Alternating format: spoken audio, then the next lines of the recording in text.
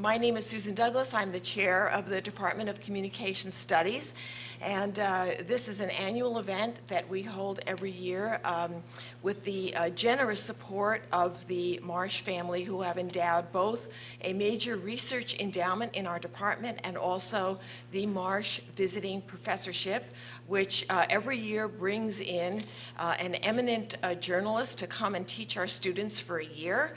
And every year we have one journalist more fabulous than the one before or after. We've been so lucky with this program to have a series of really outstanding and top-notch journalists who have come and offered courses to our students. So I want to thank the Marsh family very much for all they have done to make this professorship and to make the research in our department possible. And to introduce our speaker today, I want to introduce Tony Collins, who was one of our first Marsh professors, a former CNN correspondent who has traveled all over the world and written several books about his adventures, and is frankly one of the most beloved teachers in our department. So please join me in welcoming Tony Collins.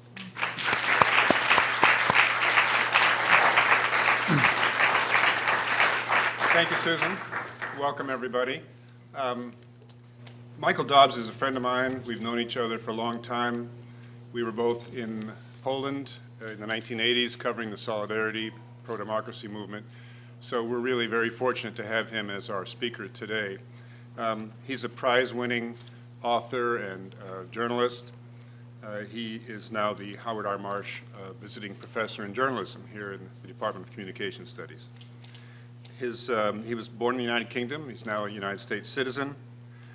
He spent much of his journalistic career covering the collapse of communism in the Soviet Union and in Eastern Europe. Other big stories that he's covered included the Dayton Peace Accord ending the fighting in former Yugoslavia, also the run-up to the Iraq War. His books include 1 Minute to Midnight, Kennedy, Khrushchev, and Castro on the Brink of Nuclear War, Down with Big Brother, The Fall of the Soviet Empire, and a biography of former U.S. Secretary of State Madeleine Albright. His topic today is Tweeting the Revolution, the role of social media in toppling dictatorships. And of course, this is a very topical topic. It's in the news literally today. And a lot of us are wondering, what is the role of the internet in these various revolutionary movements? And Michael's going to be putting it in a larger historical context, but answering the big question, what exactly is the role of the internet, and does it actually help these revolutionary movements or not? So please welcome Professor Michael Dobbs.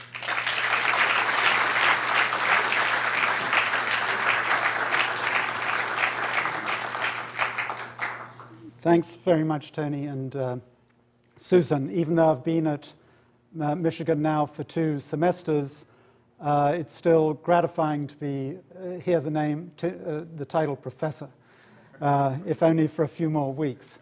It's been a great experience to be the visiting Marsh professor. By the way, I like the initials too, MVP.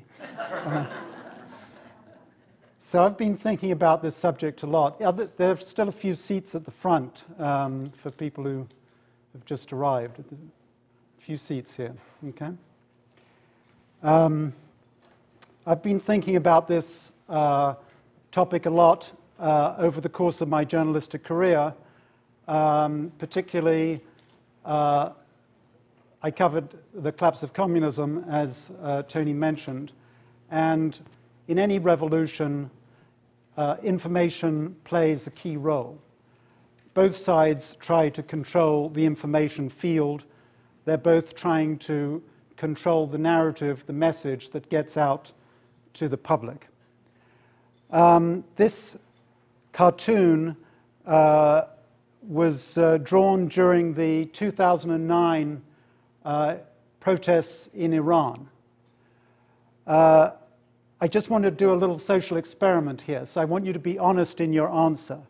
When you look at this image, do you know what it's referring to? Can you put your hands up if you know what it's referring to? Okay, is there anybody in the room who's sort of unclear about what it's referring to?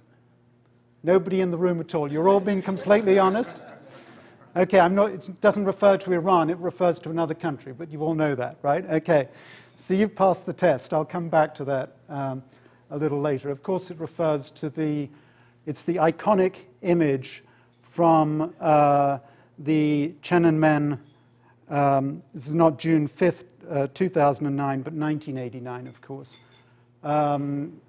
It's the iconic image from Tiananmen. It was taken the day after the violent suppression of the Tiananmen protests. And it was taken by, there are about 3 or 4 different versions of this photograph, all taken by Western reporters who were around the square. Actually, they were, most of them were in hotels on one side of the square.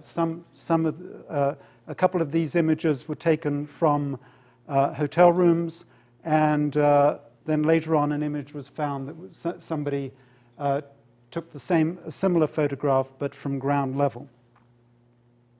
What does it represent to us? I mean, it obviously is the lone individual, the courageous individual facing down the armed power of the state. It's the simplicity and starkness of the image that I think made it so popular and resulted in the distribution all over the world so quickly. In China itself, it's a different story. A team from Frontline, the PBS, the documentary, visited China a couple of years ago, and they talked to Chinese students at Beida University, about a mile from where these photographs were taken. And this is, they showed the photograph to the students, and this is what, this was the response of the students when asked about this image. Their recent history. I'm going to try a little experiment. Can you hear at the back? Show this picture around and tell me what that picture says to you. Pass them around.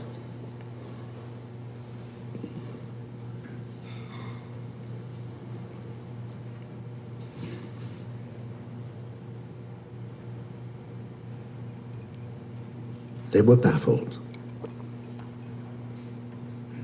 After a long silence, one of them whispered, "Looks like some military ceremony." It's a military ceremony. Back, 89. But the girl made no connection. Does it have any meaning at all? 从这张图上呢 Well, I can see 4 vehicles. 这个4个装备，然后 I'm not sure about the context. 不太清楚这是一个什么样的场合， It might be a parade or something. 也许是阅兵或者是什么其他的，我们可能真的 I 不能 really don't know. I'm just 靠我们 guessing. 自己的想象，就是这个不是很清楚。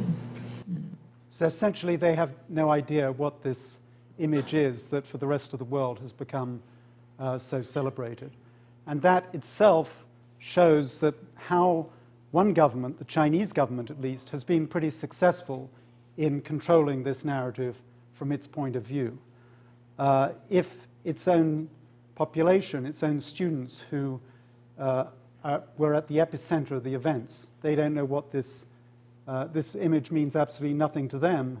The Chinese government has succeeded in its campaign to filter, control the internet in a way that only lets through the kind of positive images that they approve of.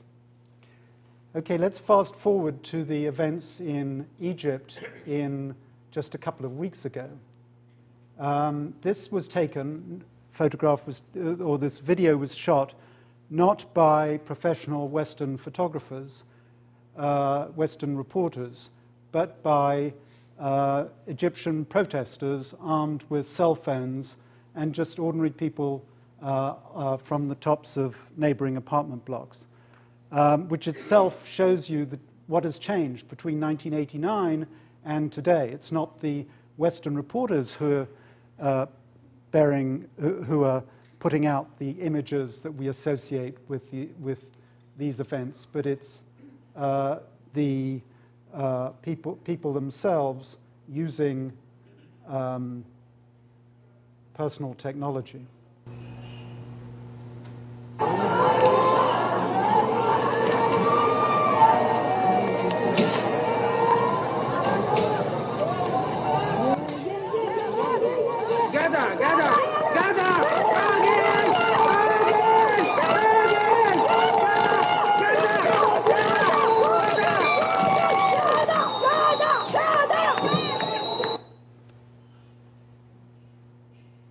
Can you see what's happening at the back there? It's clear enough for you?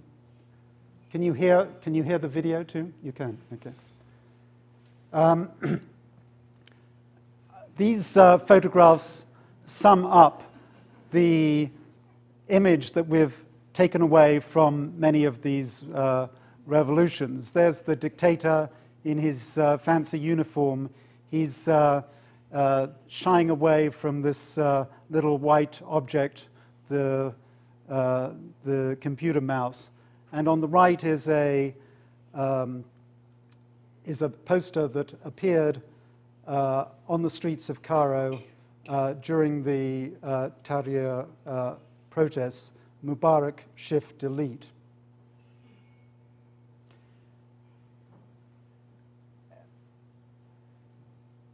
Over the course of the last 2 months, we've seen protests beginning in Tunisia envelop virtually the entire Arab world.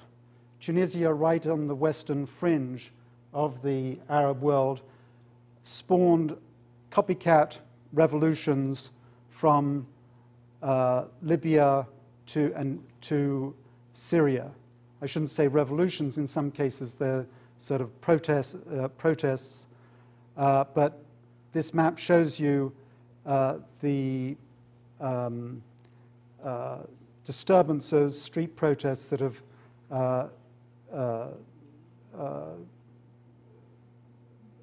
in different Arab countries since the beginning of since January, when the protests started in Tunisia. Okay, how did the protests start, and what was the role of the internet in spreading news about the protests? You probably know the story of the Tunisian fruit seller Mohamed Zouazizi, who set himself on fire last December.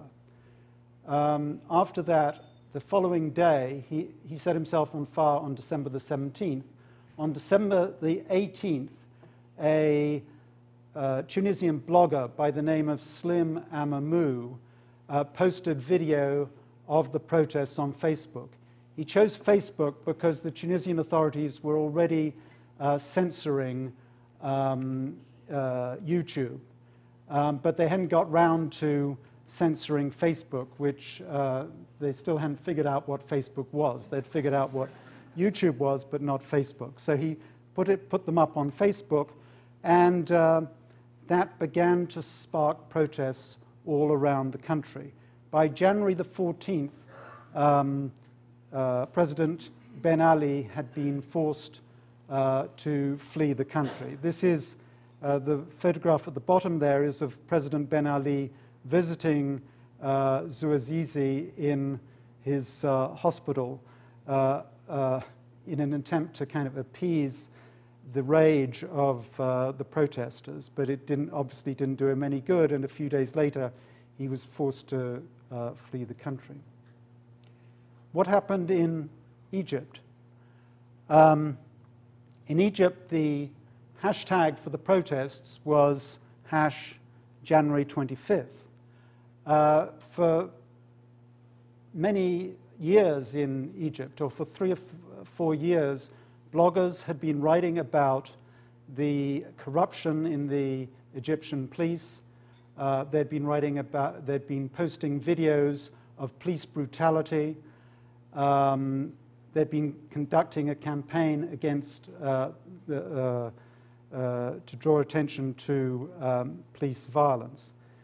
Khalid Saeed was a young businessman who was at the forefront of this movement. And he was himself beaten up by the police, and he died of his injuries about this time last year. The protests on January the 25th were actually in response to, they began as protests about the Khalid Saeed. Egyptian bloggers organized on Facebook a mass meeting in Cairo, which they, of course they were hoping to replicate what had happened in Tunisia, a couple of countries down. And they appealed for people to come out into Tahrir Square on January the 25th. The invitation was issued through Facebook. And they sent the invitation out to about 1 million people on Facebook. I happened to be browsing Facebook that day, and I came across this, the Facebook site of We All Khalid Saeed, and I was amazed by the fact that there were 90,000 people openly accepting the invitation to attend the demonstration in Tahrir Square to express solidarity with Khalid Saeed and other victims of Egyptian police brutality. So you can say that the beginning of the Egyptian uprising was organized on Facebook. Now, the response of has been the response of dictators. It's almost a kind of textbook 101 that whenever there's a popular uprising, whether it's in the Arab world or anywhere else, the dictator will cut off communications to the rebels. In Tiananmen, one of the first things that happened was that the Chinese government cut off access to fax machines. On January the 25th, we had the big protests in Tahrir Square. On January the 27th, in an attempt to prevent the protests from escalating, Mubarak cut off the internet to Egyptians. He was able to do that because his government controlled most of the internet nodes coming into the country in one way or the other, either directly or indirectly. So you had this modern country, as this graph illustrates, went from millions and millions of internet connections to almost zero from one moment to the next. This had all happened before. It happened in Burma in 2007.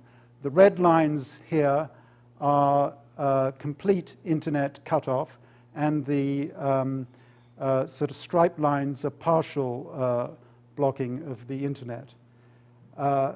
This is during Burma's eventually unsuccessful saffron revolution of September-October 2007. The graph at the top of the screen shows what happened in Iran during the protests that followed the stolen elections in June of 2009. In that case, the internet was only cut off for a short period of time, for a few hours, but it was then resumed at much lower levels than previously. The filtering systems were cranked up, some sites were blocked. The government as the government sought to get control of the main communication, of the main channels of communication. The graph at the bottom shows what happened in Libya up until March the 3rd. I mean, here you can see it cycling, which is normal because there's less internet usage in the early hours of the morning than during the daytime. But on March 3rd, there was a complete cutoff of the internet in Libya as well. So this is sort of pretty standard for dictators. You try to cut off communication in an attempt to regain control of the message. Now, all this, of course, has been followed by very closely in the academic community. And I'm going to simplify things here and sort of divide the academic debate in the United States between cyber utopians and cyber skeptics. Of course, there's a whole sort of range of people in between. But essentially, the cyber utopians are seizing on all these revolutions and saying that the internet, if it hasn't exactly caused them, it has certainly facilitated them, and by putting people together, it's made protests much more likely than they were in the past. It has empowered the protesters. The best example of a cyber utopian is probably a man called Clay Shirky. He's a professor at NYU. And I just wanted to play a brief extract from a talk that he gave to the State Department, just to give you a kind of feeling for his arguments.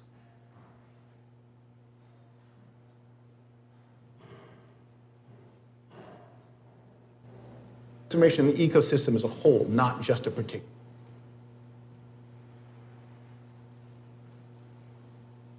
Announced that they were simply shutting down access to Twitter because there was no way to filter it other than that. They had to turn the spigot. He's talking about entirely. China right now. Now, these changes don't just affect people who want to censor messages. They also affect people who want to send messages. Right? Because this is really a transformation in the ecosystem as a whole, not just a particular strategy.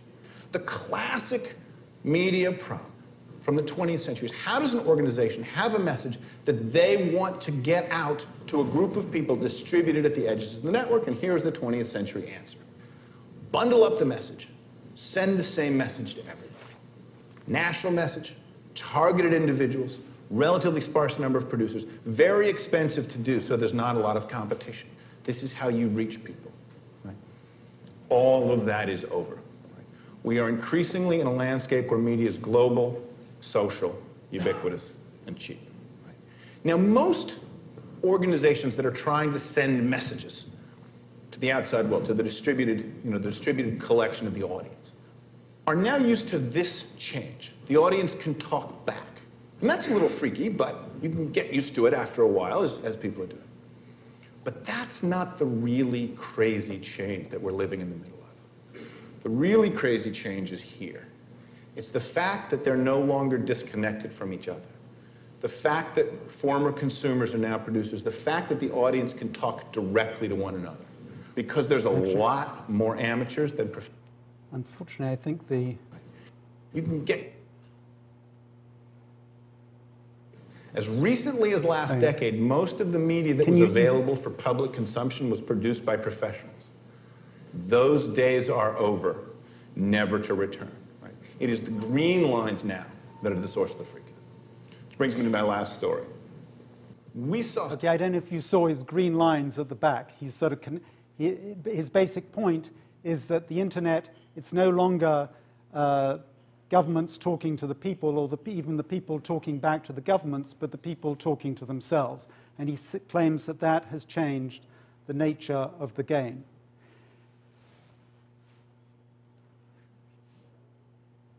Now, on the other side of the argument, probably the best example of this is a man called Evgeny Morozov, who just wrote a book called The Net Delusion, which came out a couple of months ago. Actually, ironically, just as all these revolutions were beginning in the Arab world. He argues that the internet, okay, it may have strengthened the hand of protesters in some way, but it's also strengthened the hand of governments, probably more considerably than it's strengthened the hand of protesters. So here's an extract from a Morozov speech. Sorry.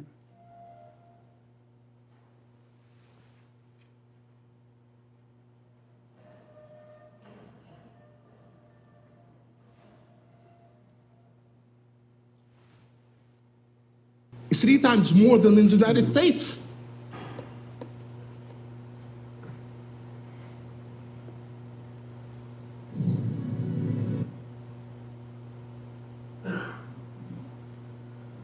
a pessimist this morning. So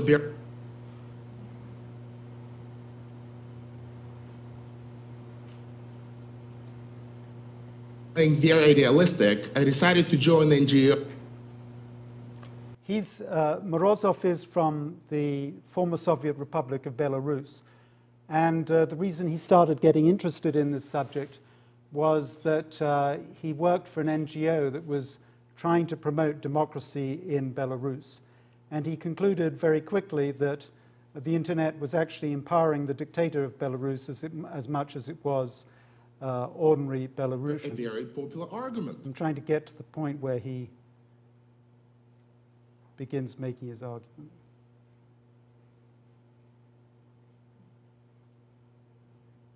He's not cooperating. This news have finally reached Britain, so I should probably add Gordon Brown to this list as well. However, there is an underlying argument about logistics which has driven so much of this debate, right? So if you look at it close enough, you'll actually see that much of this is about economics. The cyber utopians say, much like fax machines and Xerox machines did in the 80s, blogs and social networks have radically transformed the economics of protest. So people would inevitably rebel, right? So to put it very simply, the assumption so far has been that if you give people enough connectivity, if you give them enough devices, democracy would inevitably follow, right? And to tell you the truth, I never really bought into that argument, in part because I never saw 3 American presidents agree on anything else in the past. But even beyond that, if you think about the logic underlying it, it's something I call iPod liberalism, right? Where we assume that every single Iranian or Chinese who happens to have and love his iPod will also love liberal democracy. And again, I think this is kind of false. But I think a much bigger problem with this is that this logic that we should be dropping iPods, not bombs, I mean, it would make a fascinating title for Thomas Friedman's new book. But this is rarely a good sign, right? So the bigger problem with this logic is that it confuses the intended versus the actual uses of technology. So those of you who think that new media of the internet could somehow help us avert genocide should look no further than Rwanda, where in the 90s it was actually 2 radio stations which were responsible for fueling much of the ethnic hatred in the first place, right? But even beyond that, coming back to the internet, what you could actually see is that authoritarian governments have mastered the use of cyberspace for propaganda purposes, right? And they're building what I call the spinternet, the combination of spin on the one hand and internet on the other. So governments from Russia to China to Iran actually hiring, training, and paying bloggers in order to leave ideological comments and create a lot of ideological blog posts to comment on sensitive political issues, right? So Evgeny Morozov essentially made a career out of debunking many of the theories of Clay Shirky. It's a familiar story in academia, I guess. So where do I stand on all this? I'm actually somewhere between Clay Shirky and Evgeny Morozov. I think it's undeniable that the internet has played a role in revolutions. We only have to look at what's happening in the Middle East for proof of that. Facebook helped to organize the events in Tahrir Square. There's no doubt about that. On the other hand, all revolutions have been information revolutions in one way or another.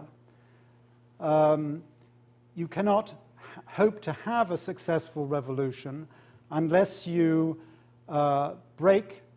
succeed in breaking the government's monopoly over the means of information, unless you find a way of getting out your own message. It's a precondition for a revolution, but it's not the only factor in making up a revolution.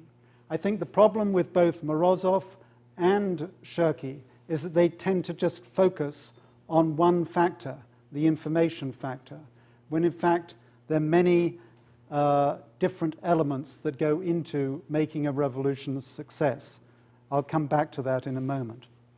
This is a list of just some of revolutions over the past 160 years, going back to 1848, and looking at the technology of the time, beginning with the telegraph in 1848 that helped to spread the news of the upheavals in Paris in 1848, and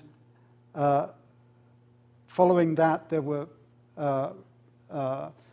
protests in many, many European cities. Of course, the telegraph had actually been invented 2 years, or come into widespread use a couple of years before, and European cities were also being connected by railroad, so news could spread very fast. Then in 1979 in Iran, cassettes had become the technology of choice. Everything marked in yellow are revolutions that I witnessed personally in one form or another, beginning with the upheavals in Poland in the 1980s. Again, cassettes, political leaflets, newspapers, satellite. By the end of the 80s, you had satellite dishes, faxes. Then, by the beginning of this decade, cell phones became more important, and finally, we're now seeing social media. In other words, in any revolution, there's always a information technology of choice. So is there anything magical about the computer, the internet, and social media? Now, you'll also see that some of these revolutions have been successes and others have been failures. And there were successful revolutions that had nothing to do with the internet, that were way before the internet was ever invented, and there have been revolutions in the internet age that have turned into bloody failures. A good example is what happened in Iran in 2009 after the election. Okay, let's go back to Poland in August 1980. I was a young reporter. I was in Poland at the time. I traveled up to Gdansk on the second day of the strike. Actually, I was the first Western reporter to go to the shipyard on August the 15th, the second day of the strike. I wanted to get into the shipyard, meet the strike leaders, which no strike leader had agreed before then to allow a reporter actually into the scene of a strike. This guy, his name is Lech Wałęsa. He later became president of Poland. At that time, he was an unemployed electrician, a troublemaker. He took the personal decision to let me into the shipyard. Why did he do that? He did it because, not only because he wanted to get his message out to the West, to Europe and to America, but he also saw Western reporters as a way of getting his message back into Poland, because our stories were broadcast back into the country over foreign radio stations such as the BBC, the Voice of America, and Radio Free Europe. Wałęsa recognized right from the start, it was sort of instinctive with him, the need for information to fuel his movement. That's why he let reporters into the shipyard. Poland, of course, I've described it as a cassette revolution. This is a photograph taken from inside the shipyard, the Gdansk shipyard, by workers' representatives from all over Poland, listening to the negotiations. Eventually, the government agreed to negotiate with the workers the second week of the strike. And you'll see here that many of these people are armed with cassette recorders. These had become popular in the late 70s, early 80s. And so why are the workers why do they feel it's so important to make their own record of the negotiations? Because they feel that if they didn't make their own record, that the government could obliterate the truth as had happened previously in Polish history. If they recorded these historic events, they could send the cassettes back, distribute them all over the country, and it would be impossible for the government to deny what was taking place in Gdansk. It wasn't just, of course, cassettes, but also leaflets and the production of leaflets. The guy on the left is wearing a kerchief. He's not wearing a kerchief because it's a kind of revolutionary symbol. He's wearing a kerchief because this particular duplicating machine that was popular at the time, it emitted such noxious fumes that you had to wear a kerchief to protect yourself. Not only were there revolutionary information technologies before the internet, there were also networks before the internet, believe it or not. This is a man called Jacek Kuron, who was a Polish dissident, who was essentially information central for all the information about strikes that took place all over Poland. He served as a point of contact for Western reporters, for dissidents, and collected information from factories around the country. The first thing that happened when the Lenin shipyard went on strike in Gdansk was that the communist authorities, before they did anything else, they cut telephone communications between Warsaw and Gdansk on the Baltic coast. So we were able to go to Gdansk, but we weren't able to file our stories. And they wanted to contain the problem just in the Gdansk area. So in fact, in order to file your stories, you had to go back in the early days of the strike to Warsaw. But Kuron arranged a sort of system of messengers who would travel every hour or two from Gdansk to the nearest functioning telephone. Perhaps halfway, they'd have to drive halfway to Warsaw before they actually found a telephone that worked. But they kept him informed, and he acted as a kind of one-man Facebook. Let's look at the example of Iran in the two revolutions of Iran. 1979, when Ayatollah Khomeini came to power, and the recent protests in 2009. In 1979, Khomeini's revolution actually succeeded. The cassette revolution succeeded, but the so-called Twitter revolution in 2009 failed. So the cyber-utopians have to explain that conundrum. The pre-internet revolution succeeded, but the post-internet revolution failed. What was the reason for that? This is a photograph of Ayatollah Khomeini in exile in France during this period, and he used the technology of the time, cassettes, and international telephone lines were just being opened. You could dial Tehran from Paris directly without going through an operator. Khomeini used that technology to get his message across to his followers back in Tehran. And that message was quite adequate for Khomeini. Khomeini did not need tweets and Facebook messages. He didn't actually want people talking back to him. He wanted to have an organized, monolithic opposition movement in which there was only one challenger to the Shah of Iran, and that was Khomeini himself. I don't think that had there been the modern-day internet, there might not have been Khomeini might not have succeeded in the way that he did succeed in 1979. Okay, you probably all recognize these.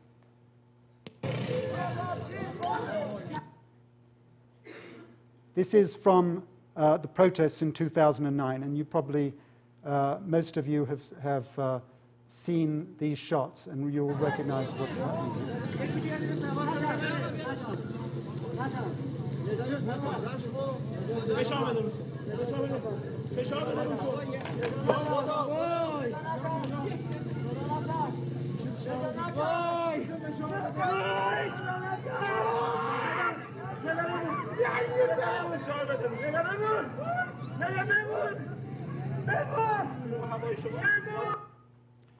That was the Iranian protester. Her name was Neda Soltan, who was murdered by a pro-government sniper on the streets of Tehran a few days after the elections. And that again, everything that was there are about 3 or 4 different. Her death was filmed from 3 or 4 different angles, all by citizen reporters, not by professional reporters. The video was first posted on Facebook within 2 or 3 hours of her death. And within a few days, it had got more than 1 million hits on YouTube and Facebook. This became the iconic image of the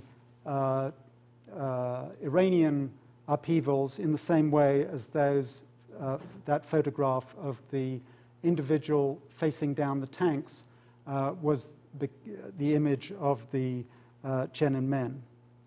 But despite the fact that it went round so quickly, it went round the world so quickly, it did not succeed in the Iranian rebels did not succeed in 2009. What's the message of that? The message is that in the end, tweets cannot defeat tanks. A regime that is cohesive enough and is willing to resort to force can defeat virtually any enemy, provided it's willing to kill enough people. And we've seen this several times over the course of the last few weeks, including Bahrain,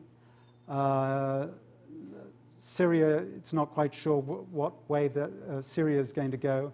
Libya, Gaddafi would probably have succeeded in reimposing his control over the country had it not been for Western intervention, even though at one point his position looked pretty precarious. So I come back to this question of the inherent characteristics of different types of technology.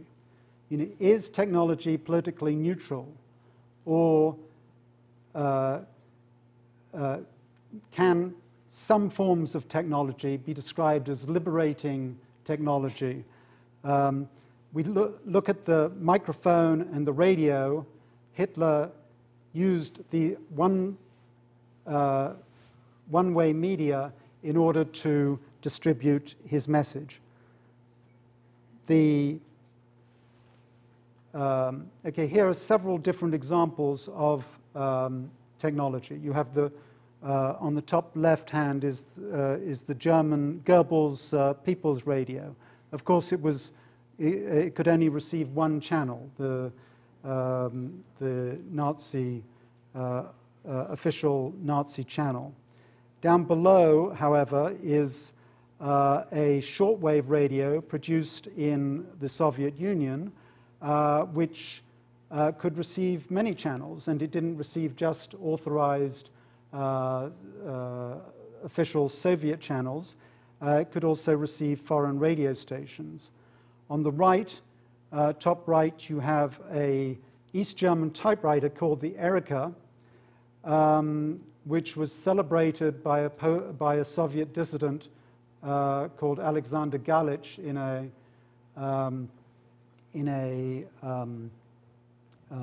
song in which he says, the Erica, all we have is the Erica, but the Erica can produce 4 or 5 copies, and that's quite enough. That's all we need.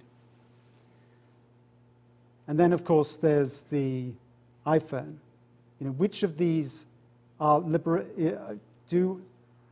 some of these types of technology deserve to be called liberation technology, or are they politically neutral?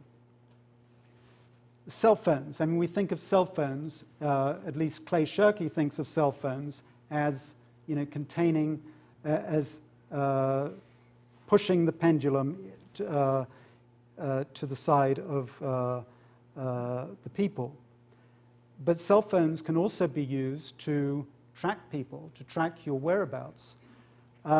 These are photographs that were published on an Iranian government website just a few weeks after the protests, in which the Iranian government, they're photographs of protesters, but this time they're published by the Iranian government, and they've circled various faces in red, and they asked their followers to identify exactly who these people are. And they've spent the last 2 years identifying and arresting many of the people they consider responsible for organizing the protests back in June 2009. Of course, this system of process of photo identification can now be mechanized. Just going to Google Picasa, Picasa will helpfully suggest that it identifies everybody in your photo collection. And that's your photo collection. Imagine the government's photo collection.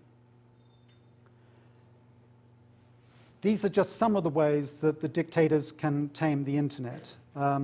Many of them mentioned by Evgeny Morozov. They can suspend service entirely.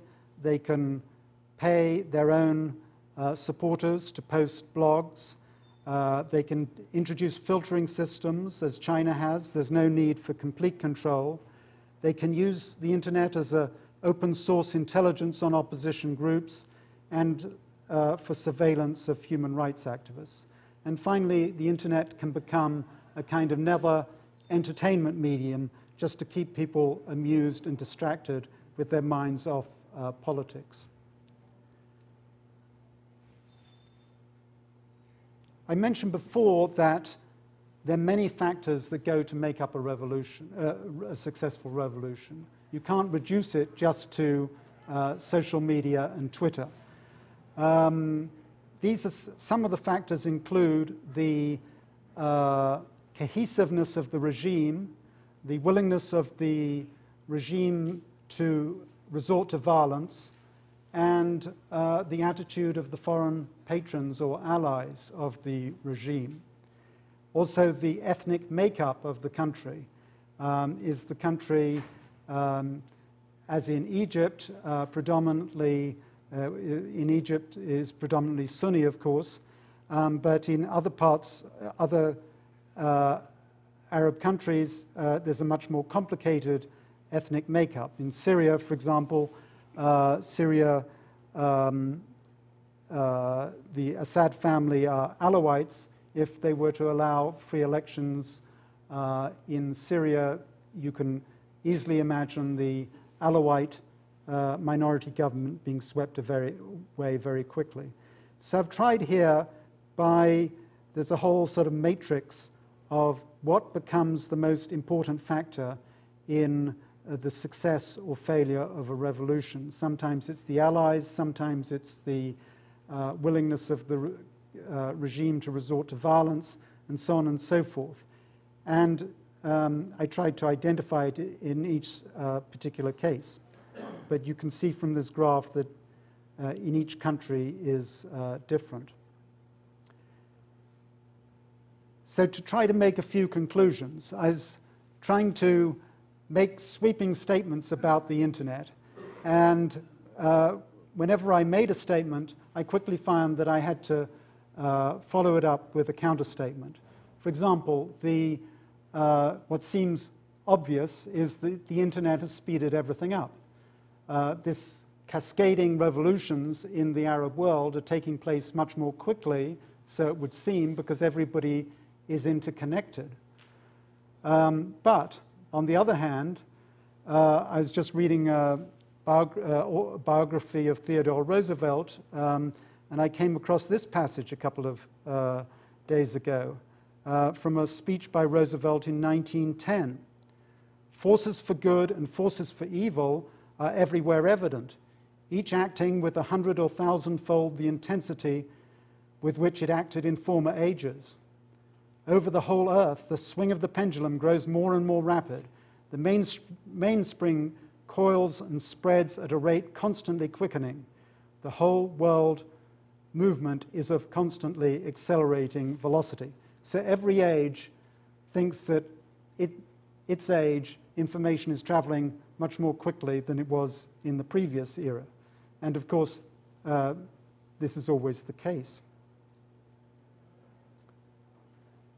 The internet has empowered people, but it's also empowered dictators if they're smart enough to adapt. The Chinese are a good example of a dictatorship that has been smart enough to adapt to the new internet age. You could make a bold statement like, social media are taking over many of the functions of traditional media, but they're also finding ways to cooperate.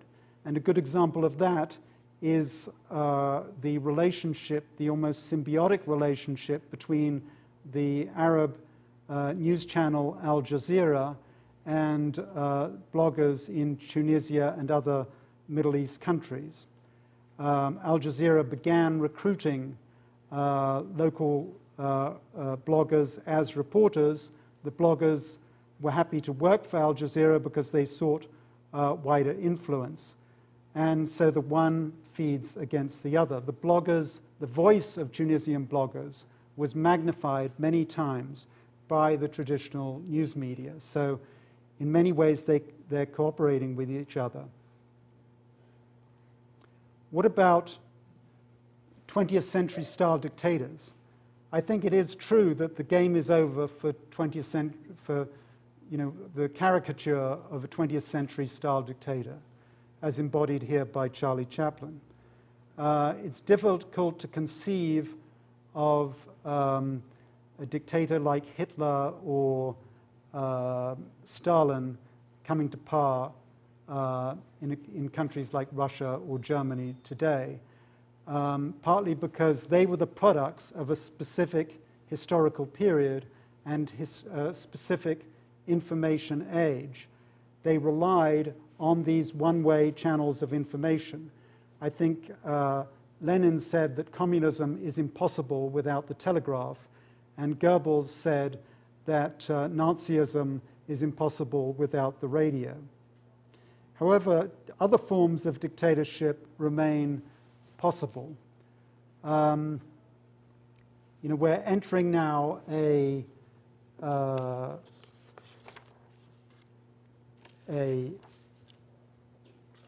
surveillance society based on, we can already see the beginnings of this. I can imagine a dictatorship of the future that is a combination of the dystopia of Brave New World as described by Aldous Huxley and 1984 as described by George Orwell.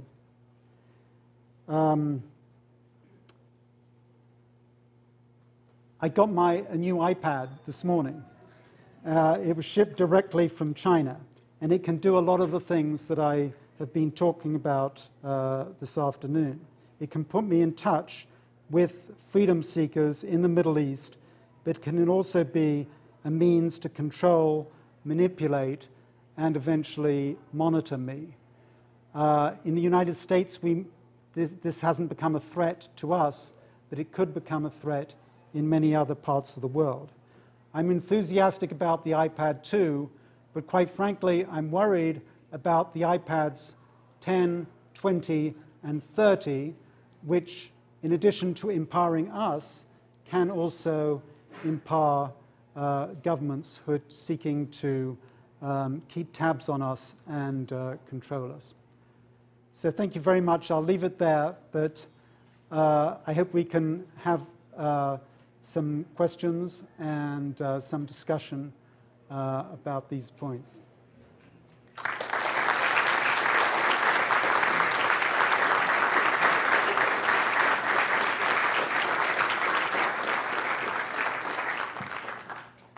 Who wants to start?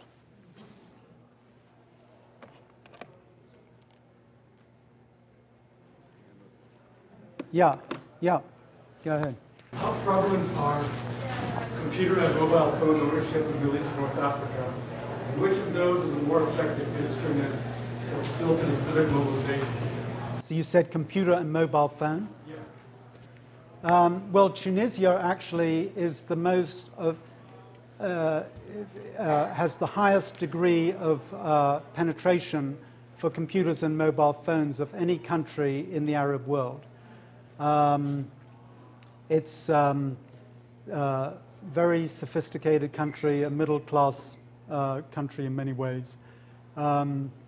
It's hardly an accident that the first protests took place in Tunisia.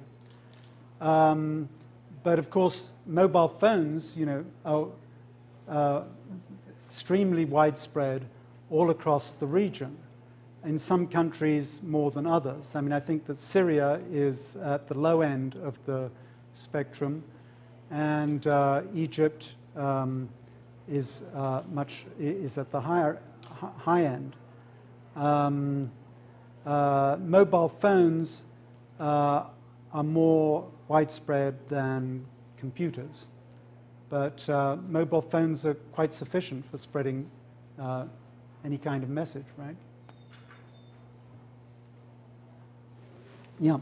For the countries that once they had the internet and the cell phone shut off, and especially the ones that didn't have U.S. intervention, what was it that made those successful?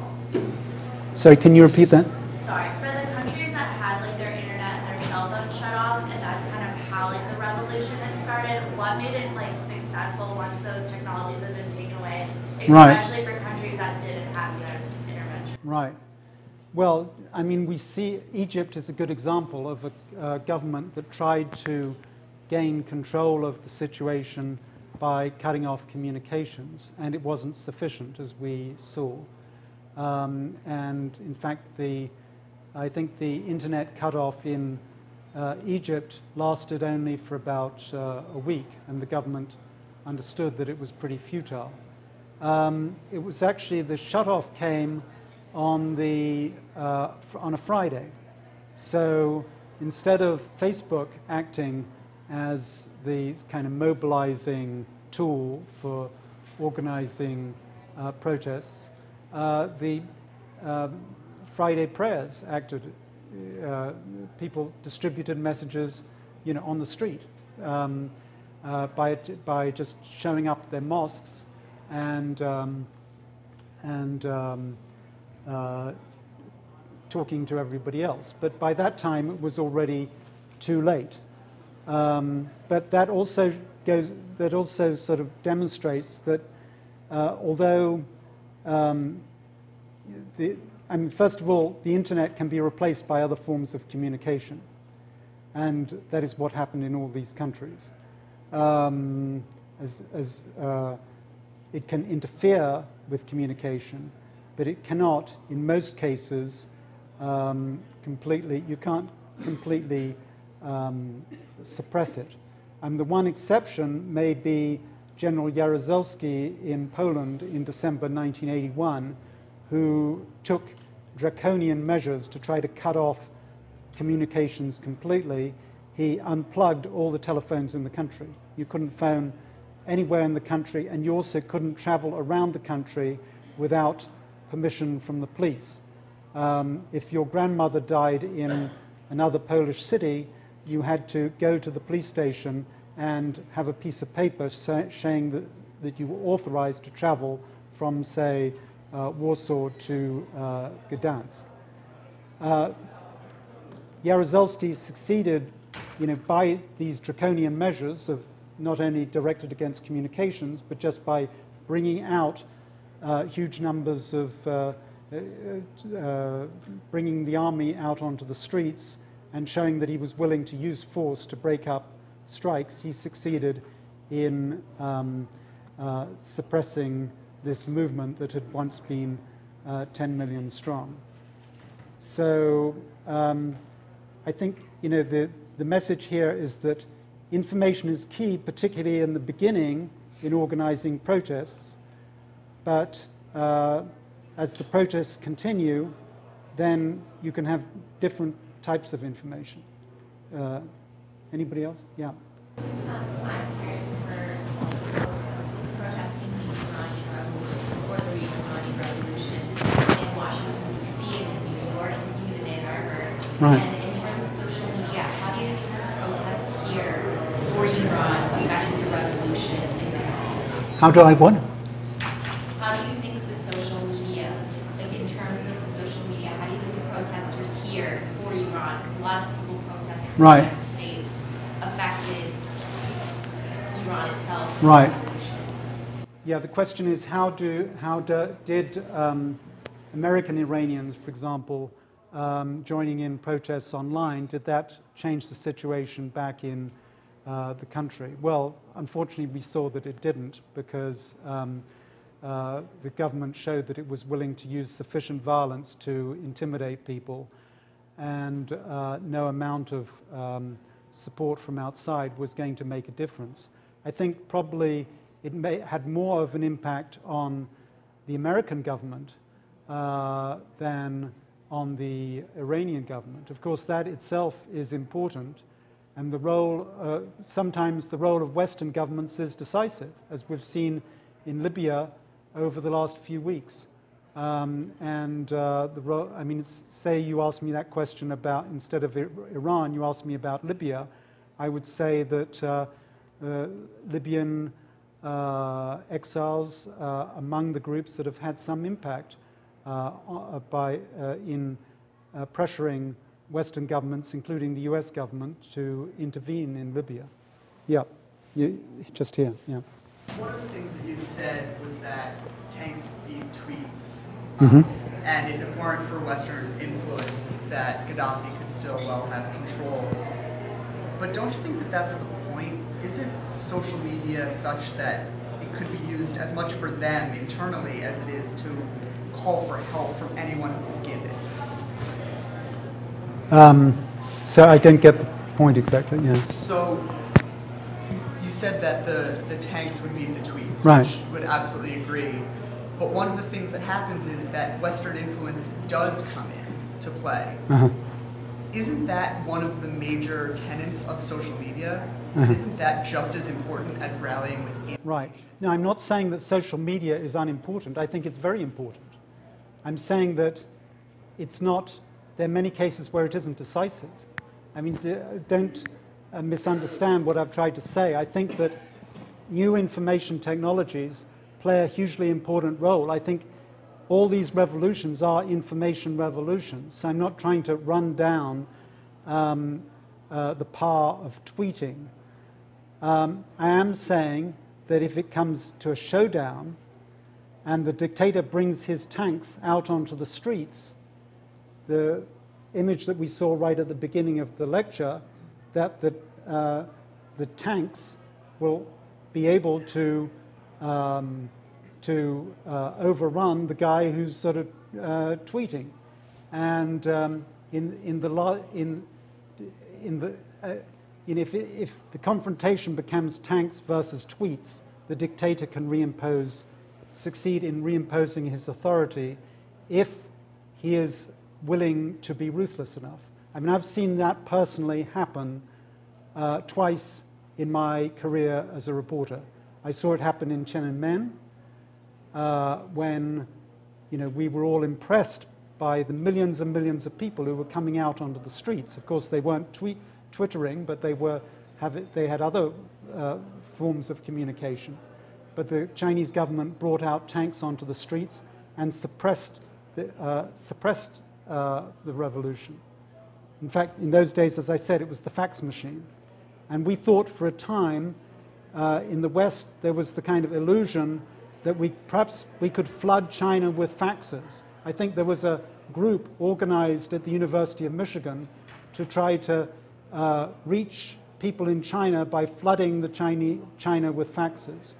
And the Chinese government response to that was just to station a soldier by every fax machine. So fax machines, in the end, could not stand up to tweets. It could not stand up to tanks, and neither can tweets. But there are many other situations in which the governments are more hesitant than the Chinese government. I mean, the Egyptian government was a good example. They used a certain amount of violence, but they weren't willing to kill the thousands and thousands of people, which is what it would have taken to reimpose their control. And the other, I said I saw this twice. I mean, I might have made the same kind of argument had I not experienced this twice. Once was in China, in Tiananmen. The first time was in Poland in December 1981, when I saw the Polish military regime crush a 10 million man movement known as Solidarity. Okay, who else? Yes? Astonishing and revelatory were the Chinese students at a later date so misguided. And here is this picture that is indelible in the world's brain, and I can't fathom a government that was so potent that they could simply distort that situation to such an effect. It seems like somewhere along the line, those students would have been able to connect the dots. You mean you're talking about the scene of the from Beijing University of the students? Right. Yeah, it's fairly remarkable, but that, you know, and that's a very good example, I think, of the success of the Chinese government, first by using tanks, and then by now using more sophisticated methods to police the internet, to eliminate this image from the collective memory of the Chinese people, even in Beijing itself. Who else? Yes? This comment kind of follows the example of China. And it's connected to the way you talked about cyber utopians and cyber skeptics or cyber dystopians. And the dystopian side, I think, is familiar to those of us who read George Orwell or Aldous Huxley. You can see governments turning off the switch, using technologies to surveil the public. We're living in a moment now, and this came up in the case of China, where major corporations that operate transnationally, but are based in the United States, have interests that may be in conflict with the desires for freedom in certain nations of the world.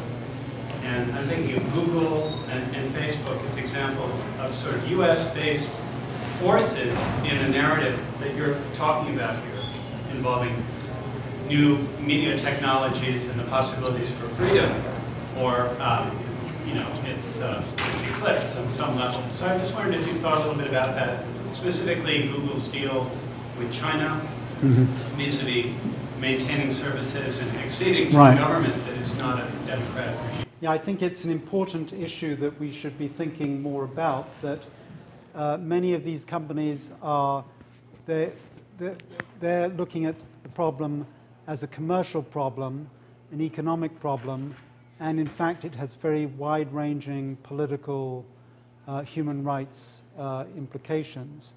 And of course Google, we know, tried to shut down its operations at one point in China. I think they're back in there now. So, you know, Google has sort of at least pledged to do no evil. Some other, I think Yahoo handed over a lot of data that was used to identify Chinese protesters. Many American companies, by pursuing similar policies of cooperating with host governments that would be normal in the United States, in foreign contexts, they can end up by cooperating and facilitating dictatorships. So, yeah, I think that we should look at this much more closely. Yeah, is there any other student who hasn't? Yeah, right here. During the information movements like you've spoken about today, or during the recent ones in the Arab world, to what extent do you believe that it's the role of journalists to objectively report what's going on, or do you believe it's the role of journalists to advocate or support, facilitate the movements? You mean professional journalists or citizen journalists? Western journalists, or professional, or right, professional journalists. Yeah, I mean, I think that it's not the role of reporters to advocate. Of course, that doesn't mean that you're not on one side or the other. I mean, covering the collapse of communism, my sympathies were on the side of the people who were trying to get rid of this ridiculous system. I couldn't, and to a certain extent that shaped my coverage, if I'm sort of being honest about it. You can't completely, but at least the tone of my reporting was more objective. I think it's important to preserve an objective tone, a dispassionate tone, even though in some, I don't think there's a single reporter who wants Gaddafi to end up on top. Everybody is on this other side, and we are on one side or the other in that conflict. Any normal human being is. With citizen journalists, I think it's a different matter. I mean, they are perfectly free to express their opinions and to, and particularly if we know what side they're supporting, I think it can actually help to for them to state their biases fairly openly. Yep. If the situation ever got dire enough in a more balanced country, say this country or the United Kingdom, do you believe the government there might have enough power or might cut off social media in such a place? Mm-hmm. Interesting. I was thinking of actually doing having a gameplay session with my students, not set in the whole United States, but actually just in the University of Michigan. Let's organize a revolution, a mock revolution at the University of Michigan. What would happen if the administration took over the Michigan Daily or something like that? I think it's difficult to imagine, certainly at this point. I mean, I can imagine. What worries me about the United States is what will happen here in the event of another big terrorist act, okay? And perhaps the next time it'll not a conventional attack on landmark building as happened on 9/11, but actually some kind of nuclear attack on an American city. And in that case, the reaction, the counter-reaction will be many times more vehement than it was the last time. And this is why when I was talking about the sort of threat of dictatorship, I cannot completely exclude the United States from it. I mean, I think it's possible that China is becoming more like the United States, but we could end up becoming more like China. If there was a major threat to our national security, in which, I mean, you can already see elements of it now in the Patriot Act. I mean, there's undoubtedly the United States has become a society that is much more monitored and controlled than it was a decade ago before 9/11. The movement has all been in that direction. And how far can that go before this country becomes an authoritarian country. That's something that we should think about, and I'm glad you asked that question, because that's partly what I was trying to get at in the conclusion to my talk. But I don't have an obvious answer. Yeah. Yes, sorry. Thinking along those lines then about, specifically authoritarianism in the United States, where does WikiLeaks fall into this ecosystem? Yeah. WikiLeaks question. Well, that's another good point. I mean, WikiLeaks, I'm sort of have mixed feelings about WikiLeaks. Of course, for reporters and historians, WikiLeaks has been a godsend. For governments, it's been a nightmare. And the reaction of the government has been very interesting. I mean, the question of what they're going to do about WikiLeaks now. And of course, there's been a campaign against the organization, a propaganda campaign. But is this going to lead to a legal campaign as well? I think it's very difficult to distinguish WikiLeaks from other news organizations. I mean, whether we approve of what they're doing or we don't approve of what they're doing, how is WikiLeaks different from the New York Times, okay? I mean, they received all this information probably from Bradley Manning, and then they published it.